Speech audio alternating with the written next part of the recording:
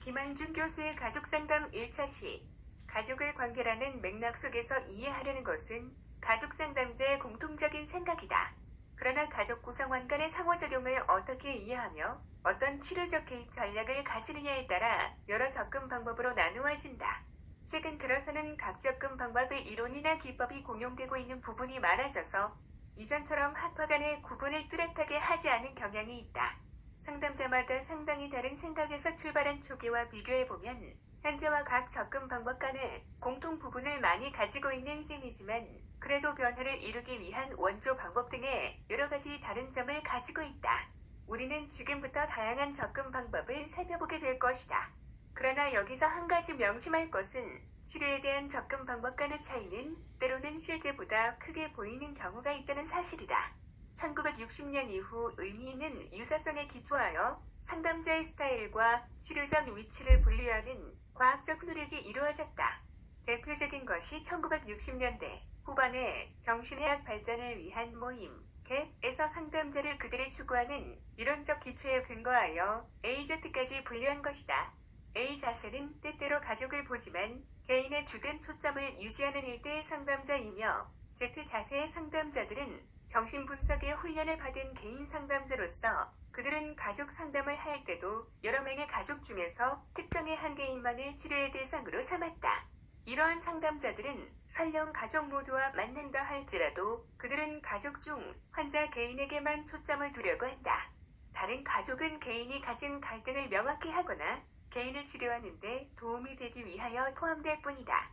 따라서 그들이 가장 먼저 하게 되는 임상적 활동은 개인사를 파악하여 진단하는 것이다. Z 자세의 상담자는 우선 체계를 생각한다. 이런 부류의 상담자는 환자를 약기능의 처한 가족의 한 부분으로 보기 때문에 환자란 가족이 가진 문제의 징후를 나타내는 사람으로 가정하여 환자라는 용어보다 가족으로부터 문제시된 환자, IP, Identified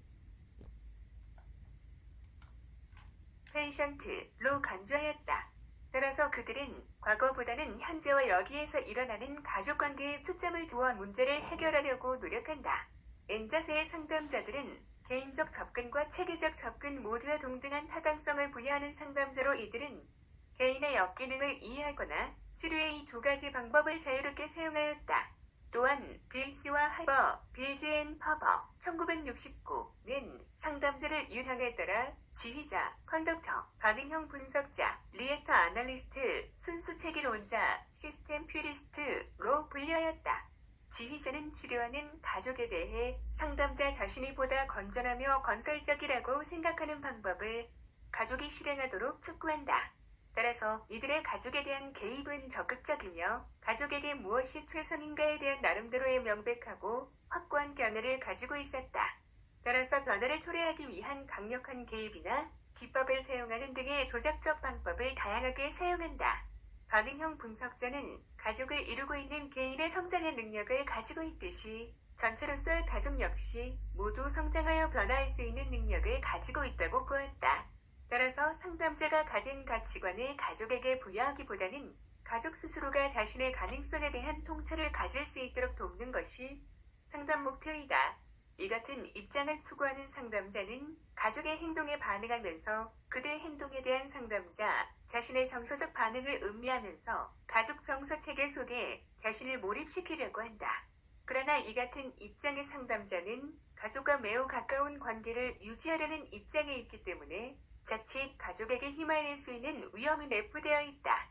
따라서 이들은 공통 상담자를 두거나 일반경 원웨이 미러를 사용하여 관찰자를 한 사람 이상 두어서 이와 같은 위험을 경감시키려고 노력하였다.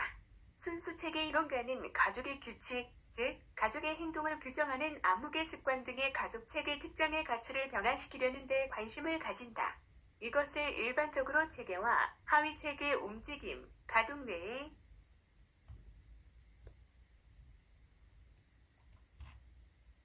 동맹, 연합, 위계를 재구조화하는 것에 의해서 이루어진다. 최근에는 후기구조주의의 영향으로 지금까지의 가족 상담 이론이나 실천과는 상당히 다른 유형의 접근 방법이 대두되었다.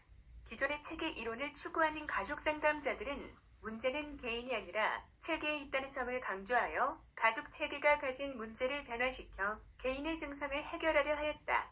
그러나 일부의 상담자는 체계가 문제를 만드는 것이 아니라 문제가 체계를 만든다고 생각하면서 문제를 중심으로 한 치료 체계를 만든다는 견해는 상담자를 체계의 외부에 두지 않고 상담자가 가족에 포함된 하나의 체계가 되는 것이다. 즉, 체계의 범주를 가족 체계에서 상담자와 가족에 의해 성립된 체계로 확대시킨 것이다. 이와 같은 체계 범주의 확대는 종래의 체계 이론이나 기법이 그대로 적용될 수 없다. 이들은 삶의 전문가는 내담자 자신이므로 상담자의 태도는 알지 못하기 때문에 이해하고 싶다는 보다 적극적인 자세를 가지고 현재 체계 속에 자신을 포함시켜야 한다고 보았다. 또한 체계 속에서 설명되는 문제는 실제로 존재하는 것이 아니라 그것은 언어나 의미에 의하여 문제로 구성되어진다고 보았다. 따라서 상담자는 문제를 해결하려는 노력을 하는 것이 아니라 문제와 문제의 영향을 분리함으로써 문제를 다룬 측면에서 정의하여 새로운 영역을 확대해 나가려 하였다.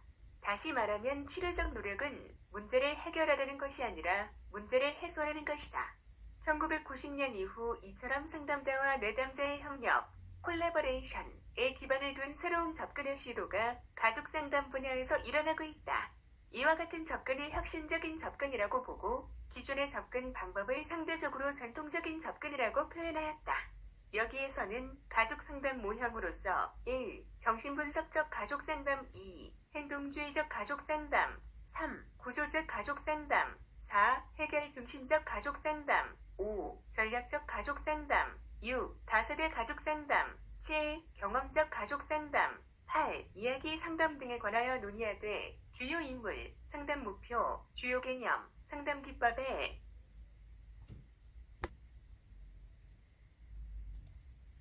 순서로 단 구조적 가족 상담 모형에 대해서는 상담 목표, 주요 개념, 상담 단계, 상담 기법의 순서로 살펴보기로 한다.